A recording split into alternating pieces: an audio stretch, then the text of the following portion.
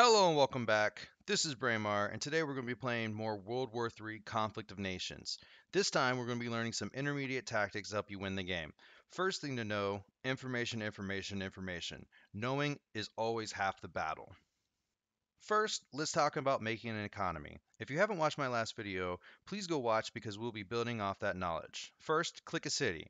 One preferably with the resources that you need, whether it be gas, components, whatever. And I always see the question, how do I increase the amount of resources gathered per hour? Good question. Build good buildings. I personally start every city with an army base. They're cheap and easy to build. I then go for air bases. These bases will actually increase the resource production 5% at level 1, 10% at level 2, and 25% at level 5. I then go for arms industries. The arms industries will do the same thing 10% at level 1, 20% at level 2, 50% at level 5.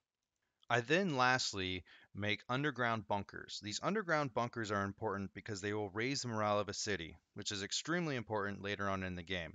Now let's look at the massive difference between a developed city and a not developed city. Here we have only an army base level 2. The population is 6.7. The resource production is 547. If we go back to Kiev, our capital, we have a population of 8 with a resource production of 1738. If we go back to Odessa, we see we have a population of 7.4 with a resource production of 2,715. I recommend building these 4 bases in order, starting with Army Base, Air Base, Arms Industry, and then underground bunkers. Do those again and again, and in no time, you will have an amazing production to build whatever you need. The population also plays in a little bit of effect, but not too much. Next, keep a good lookout for resources on the map. These are amazing strategic positions. You can build local industries on here to increase production as well. Now, to the Batcave, or I mean, the stock market. Buy absolutely everything.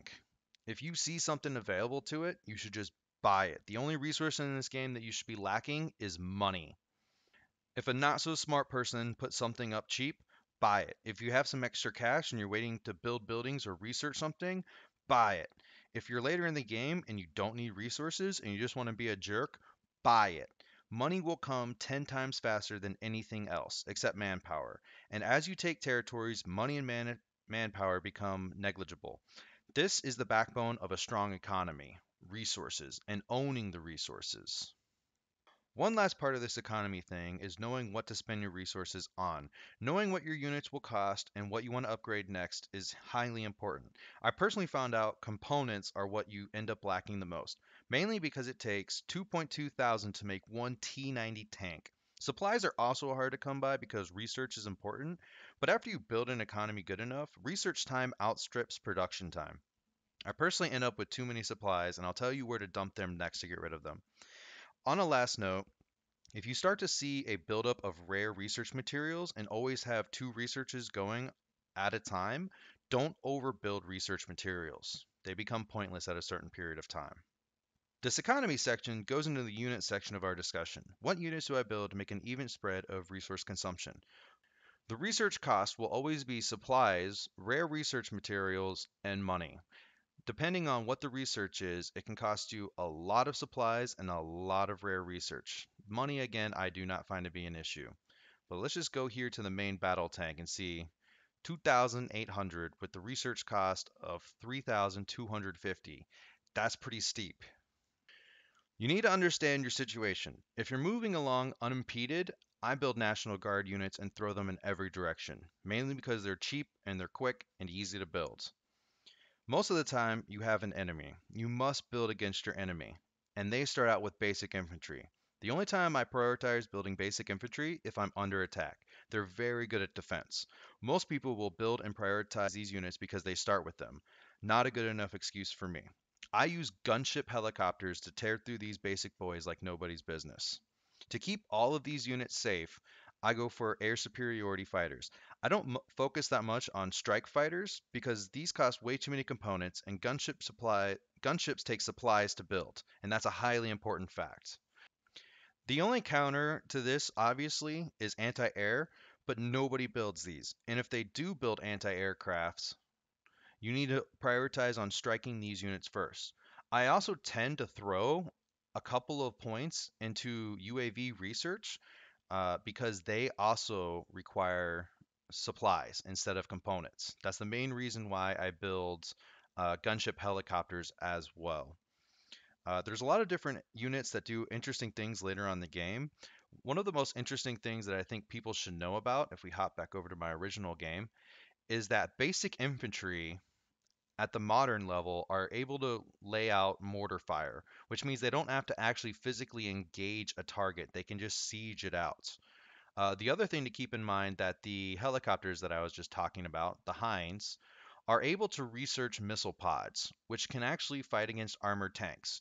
Again, knowing your enemy is most important. Get information and choose wisely. The best way to get information is either to put a couple points in UAV.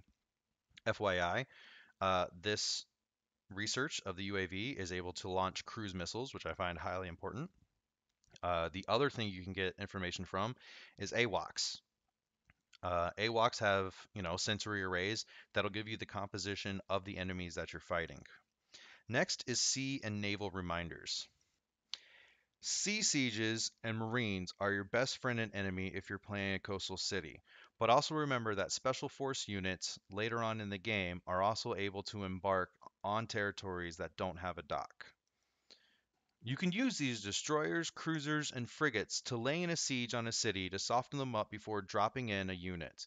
This is really important because if you have sea superiority and air superiority, you just have to drop in one National Guard to take a city. Again, I'm going to show you just a couple of quick reminders. To build helicopter gunships, it takes supplies. To build UAVs, it takes supplies. To build air superiorities, it takes components. To build tanks, it takes components. Obviously, there are units that take both, but if you focus on certain aspects, you can actually maximize your profits and your returns. The last reminder I want to talk to you guys about is the chat. In your game, there will be a chat box, which three different options: in-game, global, and then help. In-game will allow you to talk to the people who are currently playing the game. Global will let you talk as in a global chat with all players playing in all games. And the help tab is very important because you can come here and ask people for any information that you need to know and you'll get a quick response. This is not the place to just talk. Don't go to the help chat unless you absolutely need questions asked. Well, that'll do it for this episode. If you want to know more, please ask me questions in the comments below. I'm happy to answer anything. Have a good one.